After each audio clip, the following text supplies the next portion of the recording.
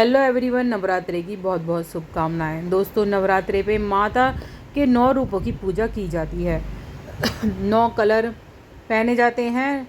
कौन कौन से दिन 9 कलर पहनने चाहिए उसकी वीडियो मेरे चैनल पे आ गई है, और किस तरह से माता की चौकी लगानी चाहिए जो हमें शुभ फलों की प्राप्ति हो। तो यहाँ पर मैंने सबसे पहले लकड़ी की चौकी ली है। लकड़ी का जो पाटा होता है वो बहुत ही ज़्यादा शुभ माना जाता है, और माता की चौकी अवश्य ही लगानी चाहिए अलग से। बहुत से लोग क्या करते हैं, माता को मंदिर में ही विराजित करते हैं, लेकिन माता की चौकी लगानी चाहिए आपको। आप सबसे पहले माता की चौकी रख दीजिए, उसके ऊपर लाल या पीला वस्त्र आप बिछा सकती हैं। यहाँ पर मैंने 3 जगह चावल डाले हैं। चावल पे हम अपने भगवान को विराजित करेंगे। थोड़े से चावल मैंने जो डाले हैं वहाँ पर गणेश जी को भी विराजित कर दिया है, और फिर मैंने अपने माता दुर्गा को कर दिया है। तो इसके बाद मैं कलश की स्थापना करूँगी। तो यहाँ पर कलश की स्थापना कैसे करनी है आप देख लीजिए। या तो चावल की डेरी बना दीजिए, आप उस पर डायरेक्ट कलश स्थापित कर सकते हैं, या फिर मैंने जैसे अष्टदल बनाया है, चावल की डेरी डाल के 8 लाइनें खींच दीजिए आप इधर उधर, तो वो अष्टदल बन जाता है। तो इस तरह से भी बना सकते हैं। तो यहाँ पर आप जैसे कि डेकोरेशन करना चाह रहे हैं थोड़ी बहुत, तो वो भी कर सकते हैं। मुझे लगा थोड़ा सा डेकोरेट होना चाहिए, तो मैंने डेकोरेट यहाँ पर कर दिया है। उसके बाद दोस्तों, चावल की जो डेरी लगाई है उस पर कलश स्थापना कैसे करनी है अब देख लेते हैं। कलश स्थापना के लिए सबसे पहले आपको पीतल का वो लेना है कलश, या फिर आप मिट्टी का ले सकते हैं, स्टील का ले सकते हैं। आप कोई सा भी कलश स्थापित कर सकते हैं। तो जो भी आप कलश स्थापित करें, मिट्टी का, स्टील का, पीतल का, कांसे का, जो भी करें, उसके ऊपर स्वास्तिक ज़रूर बना लें। उसके गले पर एक कलावा बांध देना है आपके। इस कलश के अंदर एक सिक्का और पैसे, मतलब एक सिक्का रखना है रुपए का, और एक पानी डालना है, गंगा जल और सादा जल भर के इसके अंदर रख देना है। बहुत से लोग क्या करते हैं, इसके अंदर हल्दी की गांठ, सुपारी, सिक्का, ये चीज़ें डालते हैं। तो वो आपके ऊपर आपकी मर्जी है, लेकिन यहाँ पर मैं सिक्का ही डालती हूँ, तो आपको सिक्का ही बताऊँगी। सिक्का इसके अंदर डाल दें, खाली मतलब खाली नहीं छोड़ते हैं। इसके बाद इस पर आम के पत्ते लगा देते हैं कलश के ऊपर। तो यहाँ पर मैं दीप कलश स्थापित कर रही हूँ, तो दीपक मैंने इसके अंदर रखा है एक छोटी कटोरी में, तो आप दीपक स्थापित कर दें। अगर आप नारियल रखना चाह रहे हैं तो नारियल की वीडियो मैंने अलग से डाली है, तो इसकी बजाय दीपक के बगैर नारियल भी स्थापना कर सकते हैं। फिर माता को टीका लगाना है, वस्त्र स्वरूप कलावा अर्पित करना है दोनों को। मैंने दोनों को वस्त्र स्वरूप कलावा अर्पित करा है। माता को भोग लगाया है, तो भोग में क्या लगाना है, भोग में आपको जैसे पहले दिन 9 दिन के 9 भोग होते हैं। पहले दिन का गाय के घी का भोग लगता है, या गाय से बनी मिठाई, घी के बनी मिठाई का भोग लगता है। तो आप मेरी वो नेक्स्ट पहले वाली वीडियो देख लेना कि कौन कौन से 9 रंग पहनने हैं और कौन कौन से 9 भोग लगाने हैं। तो पान और जो बतासे और लौंग का भोग तो ज़रूर लगता है।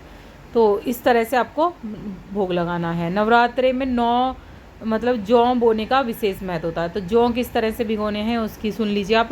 जौ को एक दिन पहले भिगो कर रख दीजिए, जिससे नवरात्रे पर आप बो देंगे तो बहुत ही जल्दी उगेंगे और बहुत ही ग्रीन उगेंगे। तो एक कटोरी में भिगो के पहले ही रख दीजिएगा, फिर अगले दिन नवरात्रे वाले दिन आपको जौ बोने हैं। बतासे का भोग लगा दीजिए। जो भी आपने मिष्ठान बनाया है या लाए हैं बाज़ार से, उसका भोग लगा दीजिए। इत्र जरूर लगाइए जैसे मैंने करा है। माँ को श्रृंगार की सामग्री ज़रूर अर्पित करनी है। जो भी आपको ज़रूरत हो वो भी ला सकते हैं आप। यहाँ पर मैं माता के लिए श्रृंगार की सामग्री लेके आई हूँ, और इसमें से कुछ सामग्री अपने पास रख लूँगी, कुछ मैं पूजा पूरी होने के बाद 9वें दिन मैं बांट दूँगी सुहागन महिला को या पंडित को, जिसको भी आप देना चाहें उनको थोड़ी बहुत सामग्री उनमें से दे दें। बाकी अपने पास आप यूज़ कर सकते हैं। श्रृंगार की सामग्री उतनी चढ़ाएँ जो अच्छी हो, अच्छी चीज़ें ही चढ़ानी है आपको जो आप यूज़ करते हो। उसके बाद फलों का भोग लगाना है, जैसे मैंने यहाँ पे फलों का भोग लगाया है। और आप जैसे कि फूलों की माला आती है आपके घर, तो फूलों की माला ज़रूर पहनाएं माता को। नहीं तो लाल फूल ज़रूर चढ़ाना है, सफ़ेद फूल नहीं चढ़ाया जाता, ना ही दुर्वा चढ़ाई जाती है। गणेश जी को आप दुर्वा चढ़ा सकते हैं रोज़, नहीं तो आप ऐसे ही पूजा कर सकते हैं। सबसे पहले गणेश जी की ही पूजा होनी है, बाद में माता की पूजा होनी है। सर्वप्रथम पूज्य हमारे गणेश होते हैं। तो यहाँ पे हम गणेश जी की पूजा करेंगे।